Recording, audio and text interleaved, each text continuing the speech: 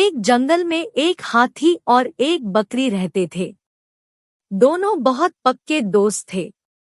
दोनों साथ में मिलकर हर दिन खाने की तलाश करते और साथ में ही खाते थे। एक दिन दोनों खाने की तलाश में अपने जंगल से बहुत दूर निकल गए। वहां उन्हें एक तालाब दिखाई दिया। उसी तालाब के किनारे एक बेर का पेड़ था।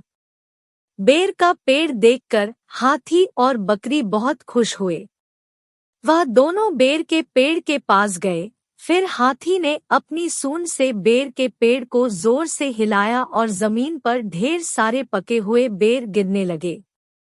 बकरी जल्दी जल्दी गिरे हुए बेरों को इकट्ठा करने लगी।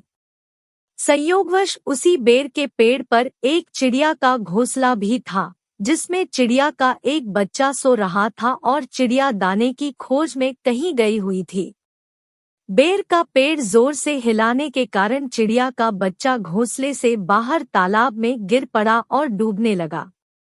चिड़िया के बच्चे को डूबता हुआ देखकर उसे बचाने के लिए बकरी तालाब में कूद गई, लेकिन बकरी को तैरना नहीं आता था। इस वजह से वह भी तालाब में डूबने लगी। बकरी को डूबता हुआ देखकर हाथी भी तालाब में कूद गया और उसने चिड़िया के बच्चे और बकरी दोनों को डूबने से बचा लिया। इतने में चिड़िया भी वहां पर आ गई थी और वह अपने बच्चे को सही सलामत देखकर बहुत खुश हुई। उसने हाथी और बकरी को इसी तालाब और बेर के पेड़ के पास रहने के लिए कहा।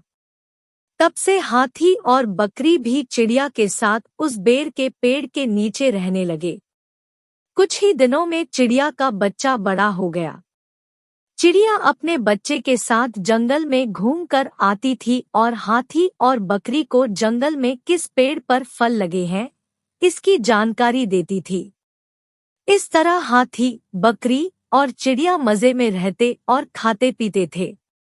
इस कहानी से हमें यह सीख मिलती है कि हमें किसी का बुरा नहीं करना चाहिए। अगर हमारी गलती से किसी को परेशानी होती है तो उस गलती को सुधारना चाहिए और मनमुटाव दूर करते हुए एक दूसरे की मदद करनी चाहिए।